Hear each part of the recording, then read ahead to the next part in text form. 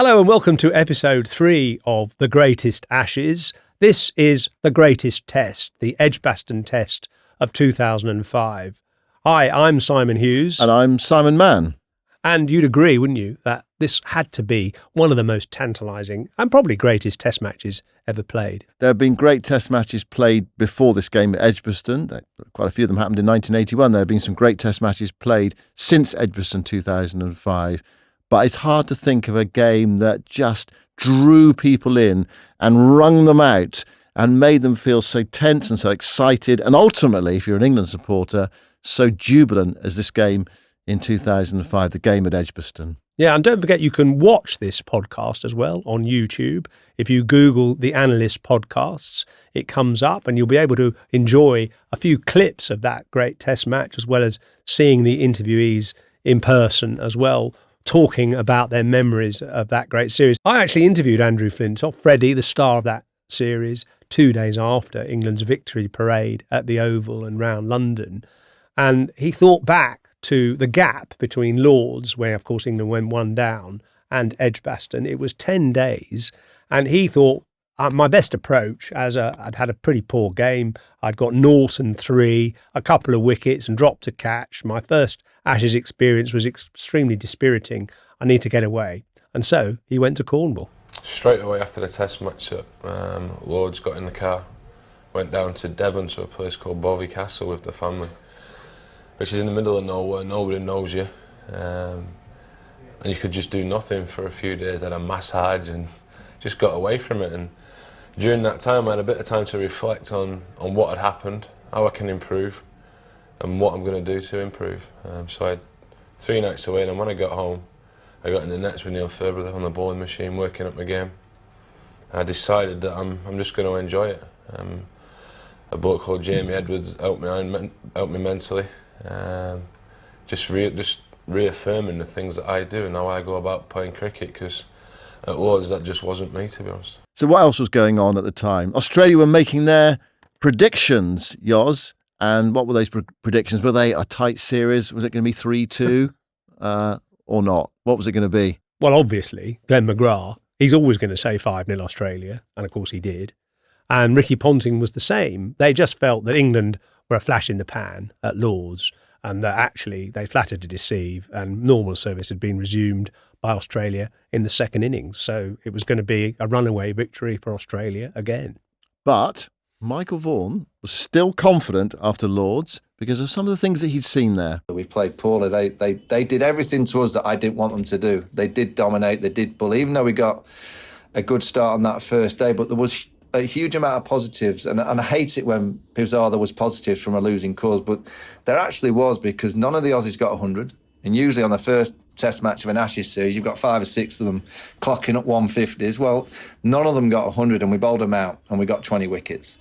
So I actually left Lords thinking, wait a minute, we've bowled them out twice. None of the Aussie batters have dominated our bowling attack. If we can arrive at Edgbaston a week later and be better with the bat, I honestly think we can put them under pressure. But we have to bat first. We have to be batting first, because if we don't, Warne, people say, no, he's beyond his... He was bowling beautifully.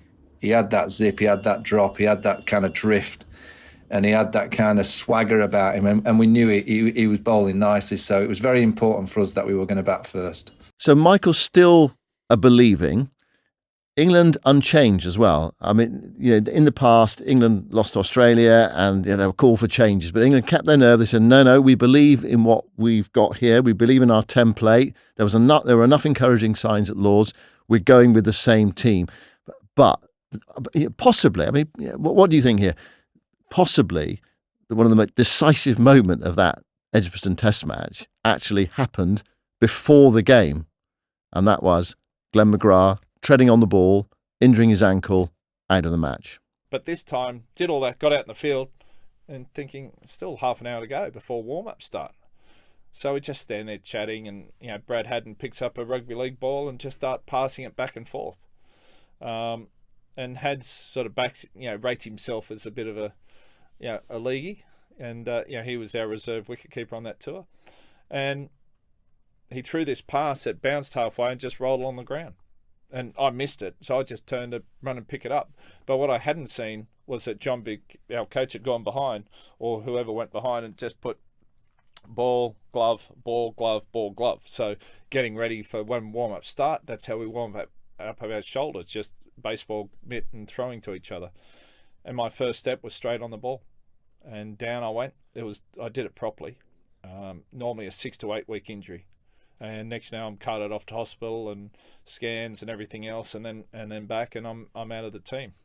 I came back in time that it was announced over the PA system that I was out of the test for injury. I heard that before the match, and a massive cheer went up around the ground. Probably the biggest cheer I've got in the UK. So that was one moment before play that was crucial. The other moment, of course, was that Ricky Ponting won the toss and put England into bat, eliciting this reaction from Michael Vaughan and Simon Jones. Yeah, you generally know the captain that desperately wants to win the toss is the captain that chases the coin down the pitch. That was me. I can believe it. No, there was a little bit of, I think there was a bit of mizzle, a few clouds around, but the pitch looked dry. It looked a good pitch, and I guess on the back of them beating us at Lords, I think it was being brought up in the 90s playing against England. I think Ricky just thought, well, this England side are just all huff and puff. He thought, well, we'll just bowl them out again, and then we'll back, get a lead, and then see you later. It'll be 2-0 in 3.5 days' time, having a team meeting on the Tuesday night. And I basically gave the players the freedom to go and be really aggressive with the bat. I said, if Warne comes on, try and hit him for 6. And if McGrath, and we obviously thought McGrath was going to be playing, McGrath, we can see off that first spell. I think it's important that we respect that first spell, but when he comes for his second, let's go for him. I remember my reaction, because Vaughan, he was terrible. Well, his coin tossing wasn't great. He didn't win that many. So, and if you remember, we'd had that storm, hadn't we? A couple of days before the test. And it was rough, wasn't it? The weather was terrible. So I always kind of went into the dressing room before a test match or any game thinking, right, prepare to bowl. Just prepare to bowl. You're obviously hoping that you bat because it's great, isn't it? You can just chill out and eat food and relax and watch the batter score runs. But I remember I was in the physio room getting the masseuse to stretch me off, do my hamstrings, quads, groins, everything like that. And then there's obviously in at Edgbaston, there's a little tannoy system in the rooms, in every room, in the change rooms. And it said, Australia have won the toss. So I've just shot up going, right, I've got to get my boots on. And I've elected to bowl, and I just couldn't believe it. And I was like, what have you done? So all the boys were like, you beauty, running around the dressing rooms. But then you can see the batters thinking, right, I've got to switch on now. Yeah, I think what was good about Vaughan was he wasn't influenced, and England generally were not influenced by the press, who'd already jumped on England's back. But they didn't listen to all that noise, and they stayed true to their agenda. And they also stayed true to the fact that they'd picked 3 batters, 3 middle-order players, Peterson, Flintoff and Geraint Jones, who had never played against Australia before. So that was a risk, that was a gamble, but they stuck with it. And perhaps the cricket's gods smiled on them because that moment, half an hour before play, 45 minutes before play, when McGrath trod on a ball, really helped them enormously.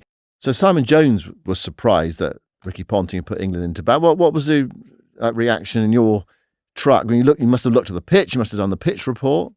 I actually thought I could sort of understand it actually, because the Edgbaston pitch is quite capricious. It can hide some help to bowlers by looking quite dry. And there'd been rain a few days before, so I thought actually it was overcast.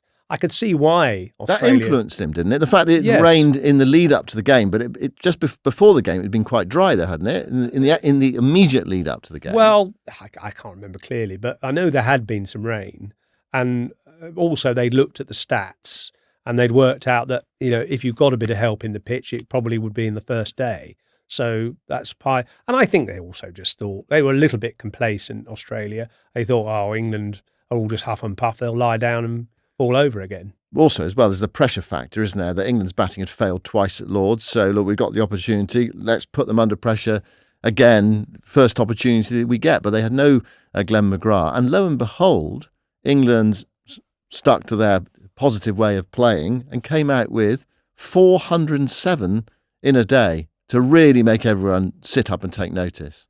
I watched them practice the day before, actually. And one thing that struck me was how they made use of this new-fangled bowling machine called Merlin, which had been developed by a guy, actually, who I think built washing machines and was a bit of a cricket fanatic. And he'd adapted a washing machine to bowl spinning balls out of the back, out of a hole at the back. And England utilised it. They put it on a tripod, and they utilised it for trying to replicate Shane Warne's deliveries. They weren't too worried about McGrath, it seemed. They were more worried about Vaughan. And so they had this machine and they practiced being aggressive against it. I saw Strauss, I saw Trescothick batting in the indoor school, facing this funny contraption, like a sort of Heath Robinson contraption, but playing aggressive shots.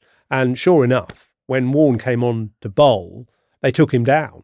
Trescothick hit him for a couple of straight sixes. Strauss came down the wicket and was very aggressive. I mean, what helped that whole setup was Trescothick took 12 off Brett Lee early on, a few lovely fours through the covers. He was a beautiful player, actually, Marcus Trescothick. Strauss kept him company with some back foot shots. And Strauss just, emphasised how their mentality, what they'd sort of learnt in a way from watching Peterson bat at Lord's, they were able to impart into this morning's play. I think we left Lord's thinking we'd blown a brilliant opportunity there. Having bowled Australia out for 190, we'd landed some pretty hefty punches on them, and having seized the initiative, we gave it straight back to them in that crazy hour where we were 20 for 5 and McGrath ripped through us.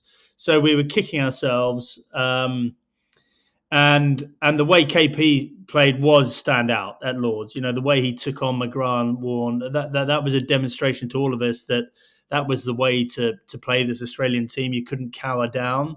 And so the meetings were all about, making sure that we went out there and, left nothing on the pitch. We were going to go and we were going to take them on, and we were going to, not die wondering and just commit to the way we'd played for 18 months leading up to that. So those were the messages that Vaughan and Duncan Fletcher were giving us. We have to be aggressive. I didn't expect us to get 400 in. I think it was 80ish, very much like the modern England team.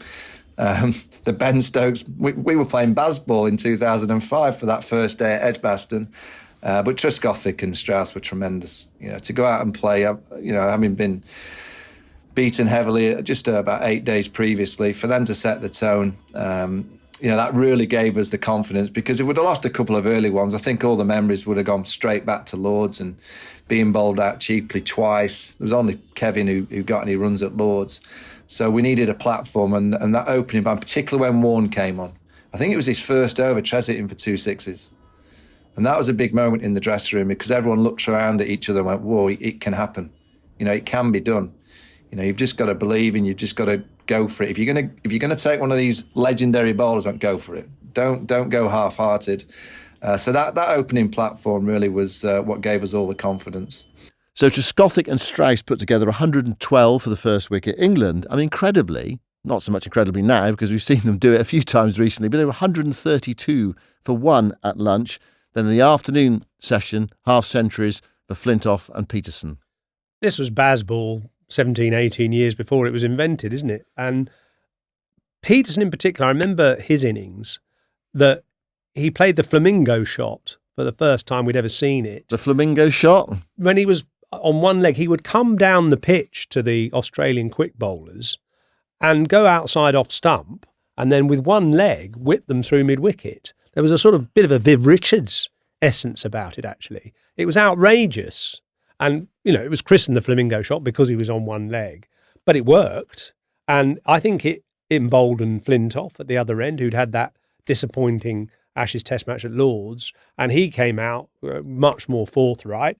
Early on, he slightly toe-ended Warne over mid-on and got away with it. But after that, he was quite positive. And it was just a totally different England batting performance compared to Lord's or really any previous Ashes series over the last 15 years or so. They were so positive. They were so confident. They were at times audacious, and it worked.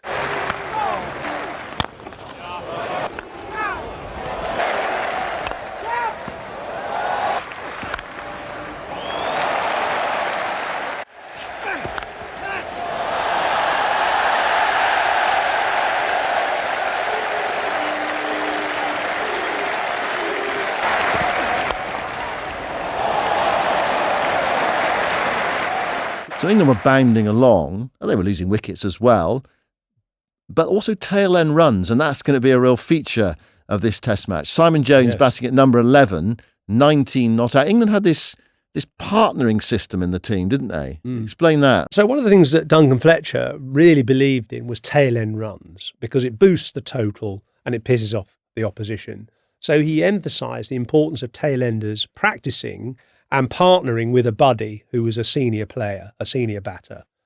And Simon Jones explains this process really well. To be fair to Fletch, he always used to think outside the box. So what he did was, he said, look, the top 7 are obviously the main run getters. They're going to get us a score.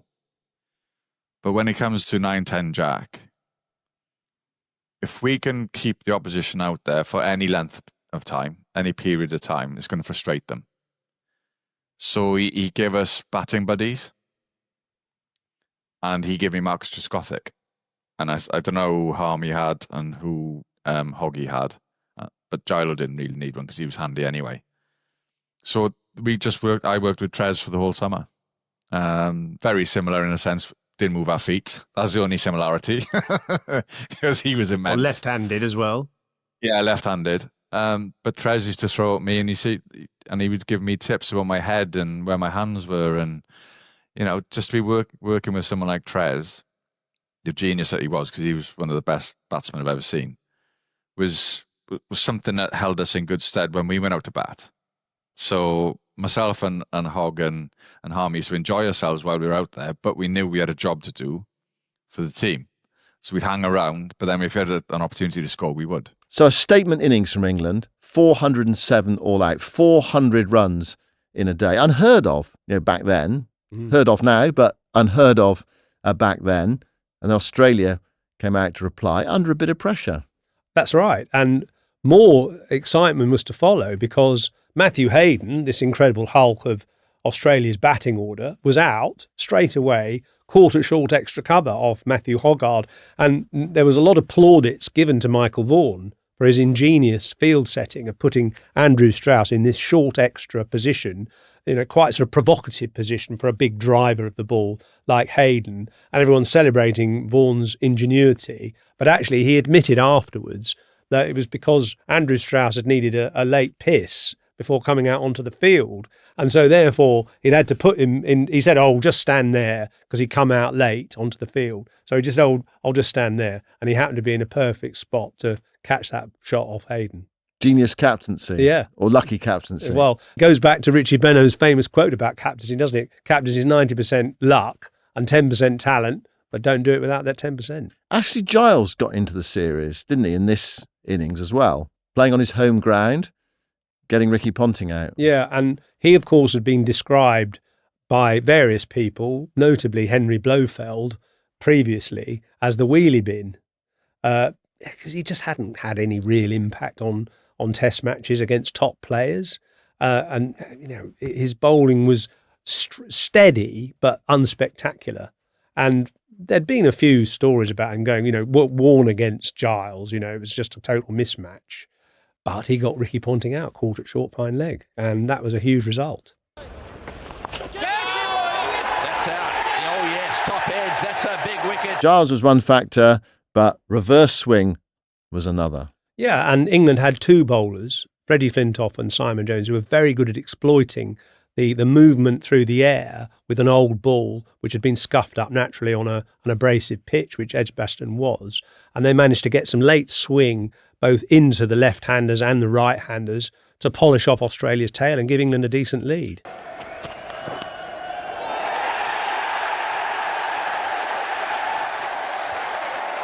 Difficult batting, because Flintoff is hitting the deck. He's got the length right on this occasion, but it's been the Irish swing that has brought about a miscalculation from Simon Kaddish. Good, quick bowling. Oh, he's got him! What a swinger! Fast and full.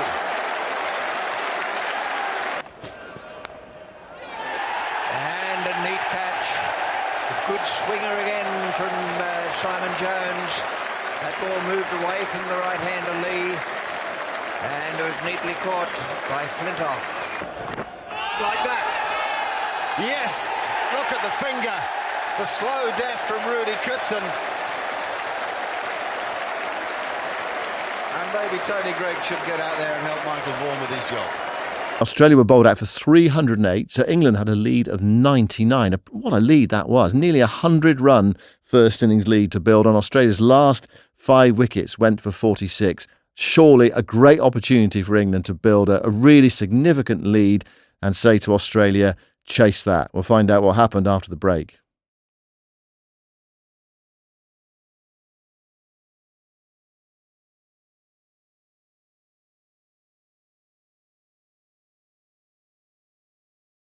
So one of the problems playing Australia at that time, if you had a dry pitch, was you might get reverse swing for your bowlers, but it would give Shane Warne something to work with later in the game at least. And this ball that he produced to Andrew Strauss was quite extraordinary. Even the last ball of a day's play. And hold him! How about that? Absolutely brilliant from Shane Warne. One of the finest balls he's ever bowled. I mean, it wasn't quite the ball of the century, Well, I was just but saying, close to it. I was going to say, was it actually better than the ball of the century? I mean, it ripped straight across him, didn't it? Yeah, it ripped straight across him. And I mean, Strauss played it badly, and he admits that. But Warne actually identifies it as almost as good as the ball of the century. I just did him properly because he thought it was a straight one. And you could tell by the way he left it, he thought it was a straight one. And he just didn't pick it. So, and to spin it that far in the situation of the game, there was a lot to happen the next day. And that gave England something to think about, that this is what's in store for tomorrow. And I had to do something that night. So to be able to deliver that at that time when we were getting whacked around a bit too was pretty cool. And he was a good player, Straussy, too. So to knock him over like that was nice. Was Strauss a bunny like Cullinan? I think he might have been a bunny like Cullinan, actually. Yeah, so I think we only had to face a handful of overs at the end of the day.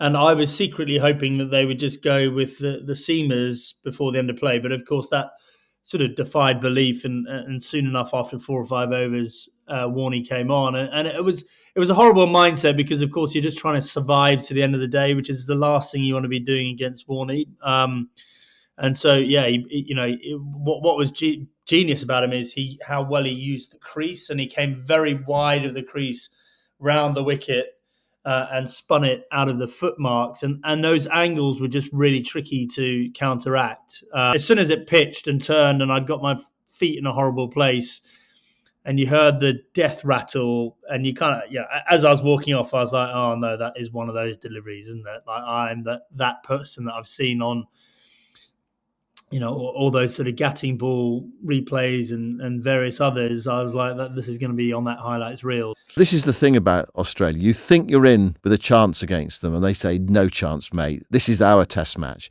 Shane Warne, he bowled that ball to Andrew Strauss. It was just sensational. He also took another 5 wickets as well, exploiting that dry Edgbaston pitch. He took 6 for 46. So England with a 99-run lead, thinking, oh yeah, we might be able to set them 350, 400, 450 if things go well. Suddenly they found themselves 101 for 7, so they were 200 runs ahead. You just felt the advantage was slipping away. But then Andrew Flintoff, who'd made that half-century in the first innings, he intervened again, played magnificently, struck the ball so well.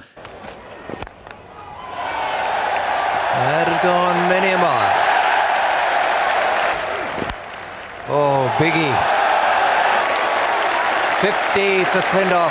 What a brave innings. Oh, hello! Massive! Massive! Straight over the top of the stand. What a fantastic strike.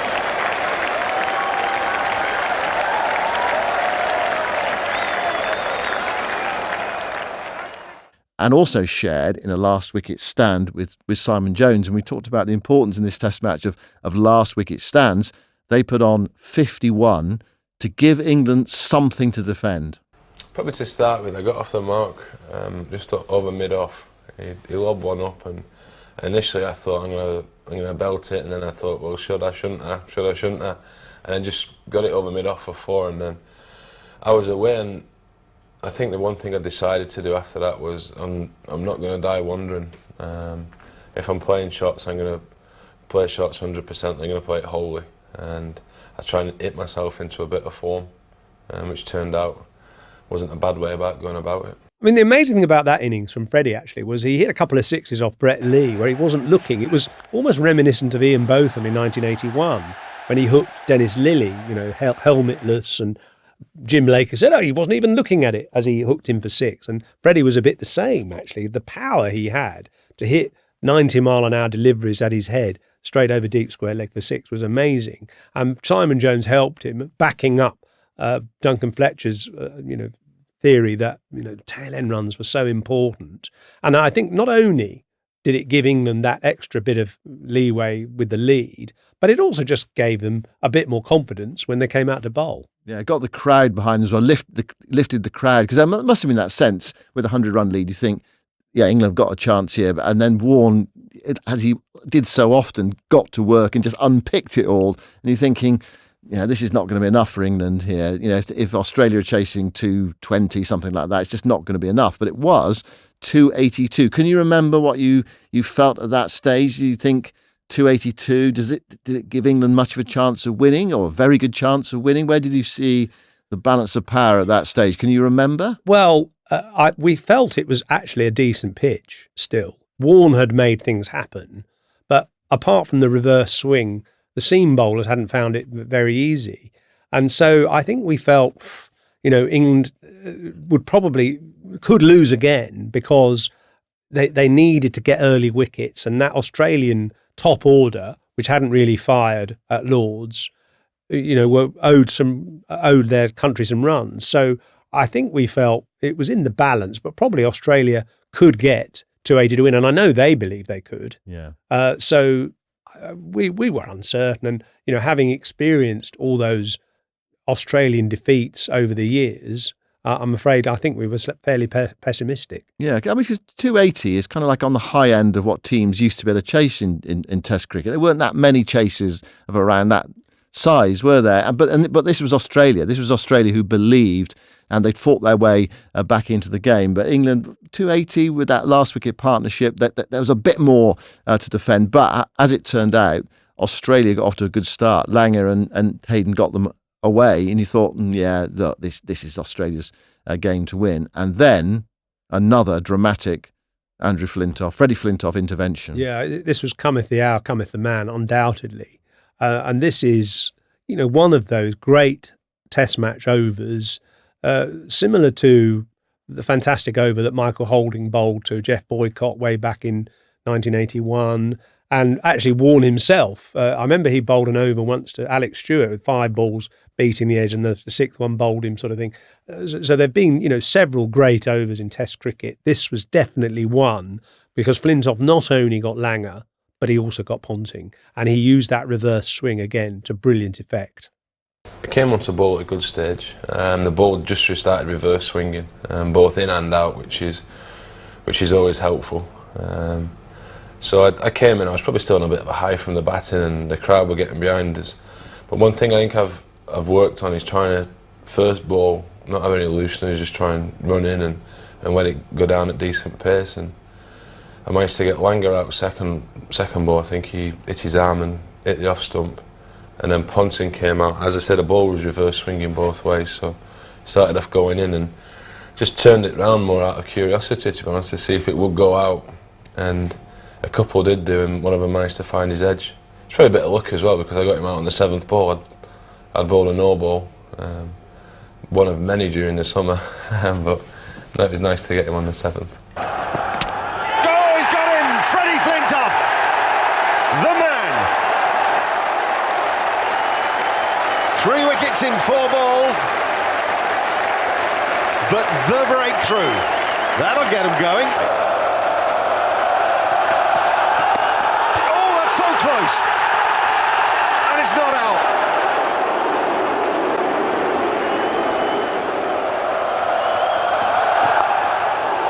Oh, I say. He's got outside the line again. The ball, that won't be a problem as far as Flintoff's concerned.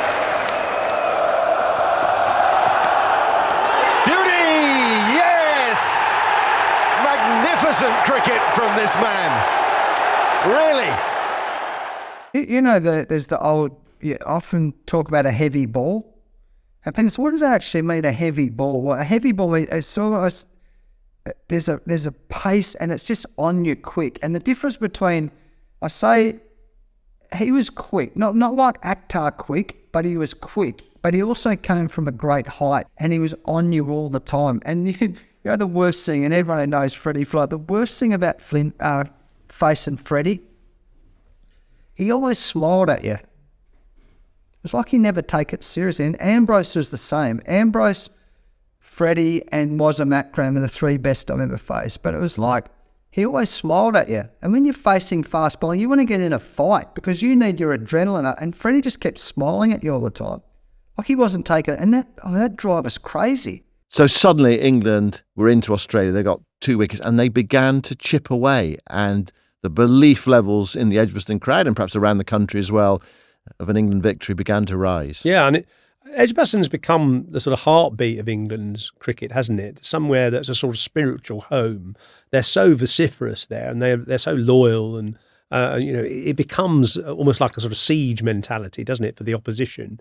So they really got behind England, and England chipped away. And then, of course, it was Warne again, this time with the bat, that changed the story.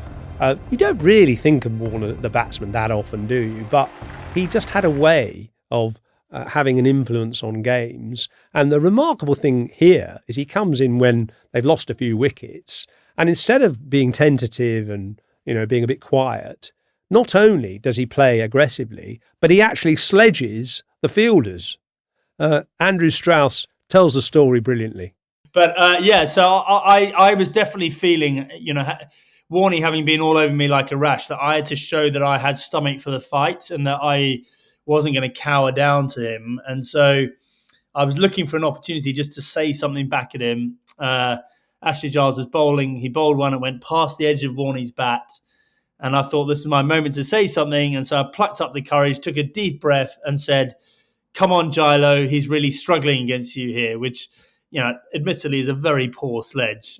These two eyes looked at me and went, mate, there is only one guy struggling around here. It's you. You're fucking shit. And then to add insult to injury, Warne looked at me and went, mate, you say one more word to me and I'm going to hit the next ball for 6. I'm thinking, okay, well, all right, maybe your ego's getting in the way here a bit, Warne. So I went, okay, fine. Come on, Gilo, he's really struggling against you here. Warne ran down the wicket and hit the ball miles over long on for 6. And I was feeling about 2'6" at this point. And he just looked at me and went, you going to say it again, mate? Halfway through the next over, I went, come on, Gilo, he's really struggling against you here. And Warne just had this massive this big slog sweep, and the ball literally went sailing over mid-wicket for 6. At this point, I'm thinking I'm single-handedly losing us the Ashes series now. And so despite Warne's words and his counter-attack, it was actually England who had the final say on that dramatic third day. Oh, Steve Harmison with a slower ball, one of the great balls. Given the moment, given the batsman and given the match, that is a staggering gamble that's played off for Harmison. He bowled it perfectly. So that left Australia on 175 for 8 when Michael Clarke was cleaned up by Steve Harmison from the final ball of the day. It meant going into the Sunday, the 4th day of the match, Australia needed 107 to win with only 2 wickets in hand. Surely it was going to be 1-1. And we all felt that as, supporters of England, fans of England. And it was really important because we'd gone one down. England had gone one down in the series. And this was now late July, early August. And Premier League football was starting again the following weekend. So cricket had its one-shot window here for England to go 1-1 and make a game of it, if you like, make a series of it. If they went 2-0 down, football would just take over again, and the press would be full of Wayne Rooney and, I don't know, Wags and Premier League stories, and cricket would just be disappearing somewhere inside the newspapers, and it would just lose all prominence. And it was so important for us actually, as Channel 4 commentators and employees. We'd put so much into 6 years of covering England, and we hope had enhanced the image of the game. And this was the climax of it. And it could all, disappear into a horrible sort of sluice down the drain if England lost. But they were in such a great position. And that's the point. I remember that evening. I actually distinctly remember the conversation. I remember saying to my wife, I said, England are going to win this test match. And she said, are you sure? This is Australia. And I said, no, they can't lose from here. There's no way they can lose from here. Australia need 107 to win with 2 wickets in hand. There's no way they're going to get those. But goodness me, what an incredible Sunday that was. There were people that had tickets the day. It was sold out, wasn't it? People turned up to watch that, knowing that they might only see 2 balls. And actually, not only they might see 2 balls, they actually only wanted to see 2 balls as well. Can you imagine that? Paying all that money for the 4th day, turn up to watch your cricket, and you're going to get 2 balls and be absolutely delighted by seeing 2 balls. But as it happened, they saw a heck of a lot more than 2 balls, didn't they? They saw a gut-wrenching final denouement to that test match. Yeah, the seesawing emotions were extraordinary, not least felt by Michael Vaughan, England captain, who tried to retain a placid face, but inside, his emotions were seesawing all over the place. I'll be honest with you, the night before, we were in the era where you'd have a few, and we were in the living room on the Saturday night as players and wives and girlfriends. We thought it was done. We thought the game was done and dusted. We thought Warne had chipped one in the air in the morning straight away, and it'd only take 20 minutes. The ball had been reverse swinging. I was thinking, well, how's it not going to continue to reverse swing? It's dry, there's no rain. Well, we arrived on Sunday morning, it went gun barrel straight. Didn't do anything. And then Warne gets a few boundaries. We had to put cover point on the boundary. And the momentum just started to change. He then stands on his stumps, which was nice of him. And then Kaspervic comes out there, and Brett Lee, who seemed to be getting peppered every single over. He seemed to be taking either one on the wrist or one in the ribs. Big Fred was charging in, getting the ball to nip back. And there was a group of Aussie fans in the stand. There's like 40, I think Big Mervy Hughes was in him, and the car singing 15 runs to go, and it kept on going down and down and down. That was cool to start with, but then it starts to get to foot. I think, we're going to lose this. This is ridiculous. They're going to get over the line. This is how great a side they are, that they didn't really play good cricket throughout the whole test match, but they were about to win the game. The thing about Australia is, they never go easily, and they certainly didn't go easily on that 4th morning. Shane Warne again to the 4, taking those 6 wickets and then runs the previous evening. He kept on going, and he thought, 70 to win. They might have a chance here. And then it got to 62 to win. And another sort of incredible twist, really, that he was out hit wicket. He trod on his stumps against Andrew Flintoff. And you think, 62 to win, that's it. That's got to be done now. There's no way Australia are going to score 62 for the last wicket. They had Kaspervic there, and they had Brett Lee there. But they just do not know when they are beaten. Yeah, Simon Jones knew that because he respected Michael Kaspervic, the number 11's batting ability, because he played with him at Glamorgan. He knew England had to grab even a half chance, and it so turned out that one came to him and he missed it. I did a lot of cricket with Michael Kaspervic at Glamorgan. I knew that guy could bat. So I was thinking, this isn't over yet. This isn't over by a long stretch. He got hundreds for us, so he's a proper batter. So I was like, lads, let's calm it down a bit. Casps can play. We've got to stay switched on here. and they did. And then obviously, unfortunately, I dropped that one down at third man off Fred. That was quite a hard chance, though, wasn't it? It was, but do you know what, Hughes? I'd have backed myself to catch it. I'd taken some, decent, tough catches for England in the past. But because of the way Edgbaston was, I just lost the ball in the crowd over on the other side. Because there was loads of yellows and blues and reds and stuff, and I just lost it. I thought, right, I've got to go for it. If I lose my teeth, I lose my teeth. I'm going for it. And it hit me on the wrist.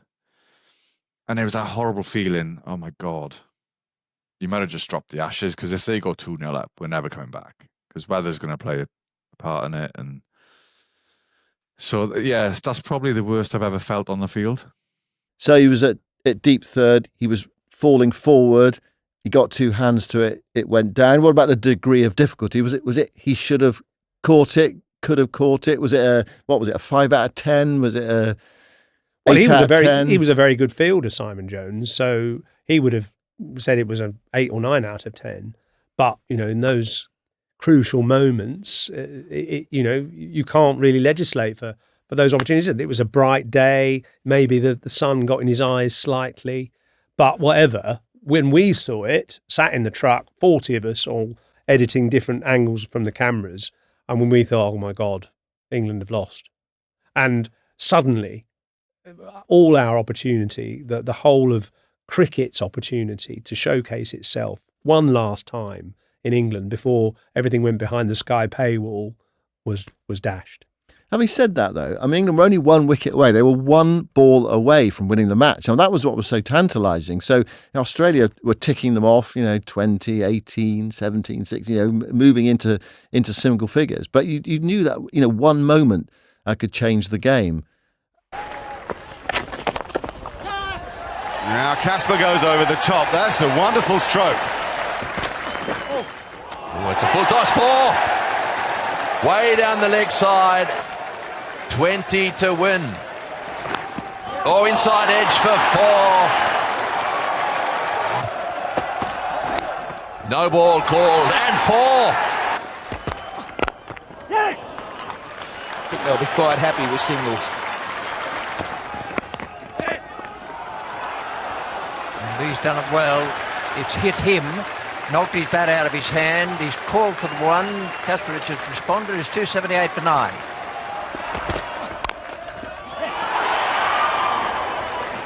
Toss outside off dump, meant to be the Yorker. The idea was okay. Now, we get to that real clutch moment in the game. The moment that decided the game. But just before it, there was that full toss outside the off stump, wasn't there? That was driven by Brett Lee. And I remember watching that thinking, oh, that's it. That's the winning hit. He's hit that for 4. But England had a sweeper out on the deep cover boundary. And Adam Gilchrist actually said, what was Vaughan doing, leaving that man out there? But he did. And it proved to be a masterstroke because the ball was hit beautifully by Brett Lee. It was a lovely, inviting full toss. And it went straight to Simon Jones at deep cover. And actually, Jones says that, he could easily have misfielded that. But he wasn't thinking. It came to him so fast. He had no time to react or, think about it. And he just stopped it and threw it back. That would have been not only the winning moment, that probably would have been the Ashes gone. But instead, it put Kastrovitz on strike. So thankfully, Big Steve produces a delivery. Jones!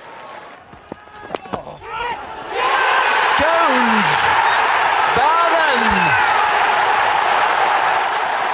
Kastrovitz, the man to go, and Harmison has done a despair on the faces of the batsmen, and joy for every England player on the field. Jones has somehow managed to scramble across and dive and get both hands around the ball to end one of the most thrilling games of cricket there's ever been. I don't remember saying anything to him. I don't remember saying bowl the bouncer. He just did that. And I don't remember much about the celebration other than I've obviously seen the celebrations on TV. I have no idea why I jumped on Freddie Flintoff. I've no idea why I pulled his ears. You just do these stupid things when you've kind of come to the end of what was near on 4 days of great cricket. And I was just delighted for the for the lads, really, because they bought into playing aggressive. And I thought, if we don't beat them playing that way, and we did, we played great, and the bowlers were brilliant. They got it reverse swing. Fred's over to Ricky Ponting. I mean, it's been talked of as one of the great overs of Test history.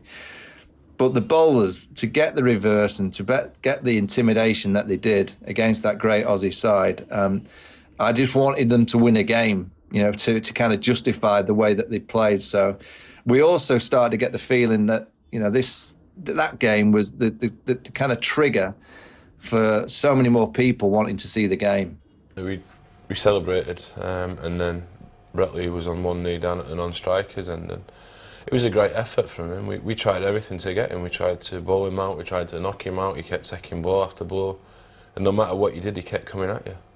It was a great effort from him, and that's pretty much what I said. Should be proud of what he's done. He played so well, him and Kasparovich. It happened so quickly. He put his arm around me, and it's just like a big panda bear hand coming. I mean, I've got massive hands, but Freddie's hand was like a big meat cleaver coming out of the shoulder. He said a couple of choice words, and I had a bit of a laugh, but it was all done very, very much, you almost got us, but, bad luck. I've seen so for a cold beer.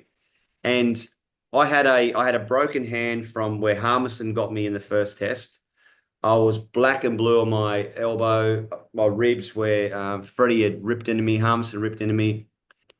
We're in the change room, and here's me and Freddie, arm in arm again. We're arm in arm out there 5 minutes before it. They celebrated. He came over to me straight away. We get back inside, and here we are having a cold beer like this, and he kept poking me in my ribs where he's pinned me a few times. Like, piss off, mate.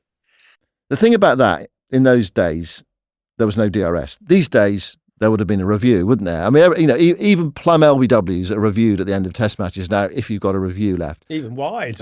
Whatever. There was no review left for Australia. And if they had reviewed it, well, what would we have found? Because not long after the end of the game, you were in that truck again, beavering away, and someone came to you and said, hold on a second, was that really out? Yes, it was a guy we called Tiny, actually, who, not surprisingly, was quite a big chap.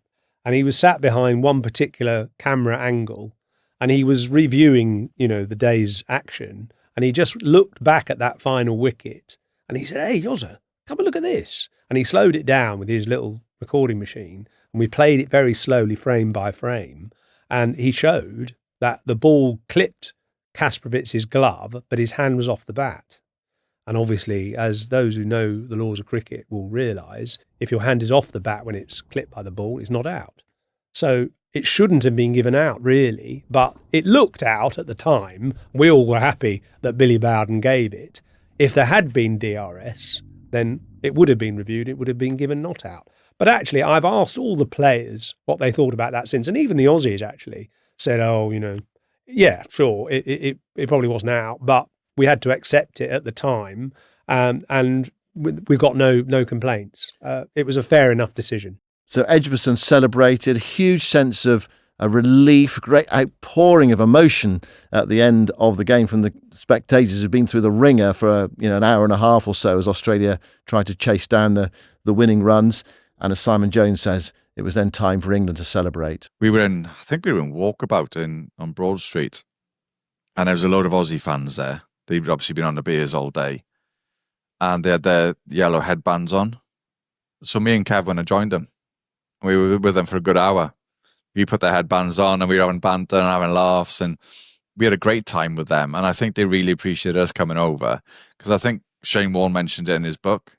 He said, we knew we were playing against a good bunch of lads because of what Jonesy and KP did. They went and spent an hour with these guys.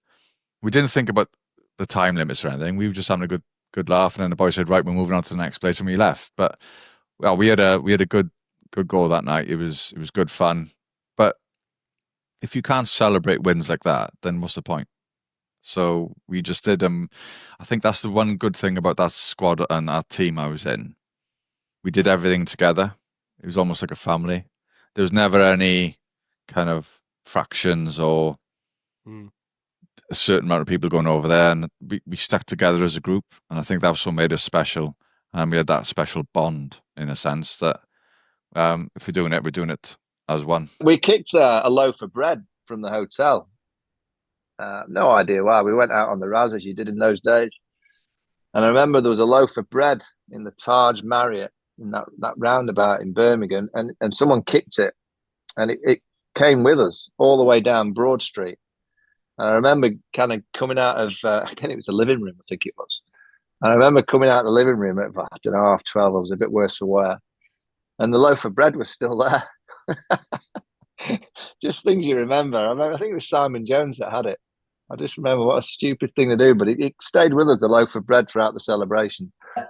They're fine margins, aren't they? And that makes it so beautiful. But that was an extraordinary battle of skill, emotion, the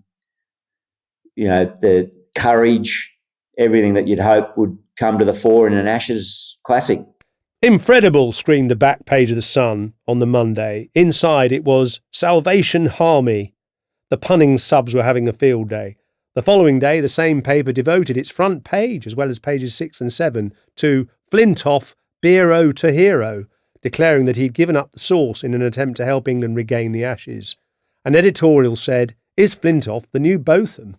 No, and for one good reason. You'd never have caught Beefy on a diet and having a quiet night in. The Guardian printed a huge picture of Flintoff celebrating in front of the crowd, over which was inscribed, "In affectionate celebration of English cricket, which was reborn at Edgbaston on the 7th of August 2005. So early August, it was 1-1 in a 5-match series. Australia held the Ashes. England needed to win the series to regain them. Next, it was off to Old Trafford for the 3rd test. Out! Oh, no ball, bad luck. Oh, bad luck, you Aussies.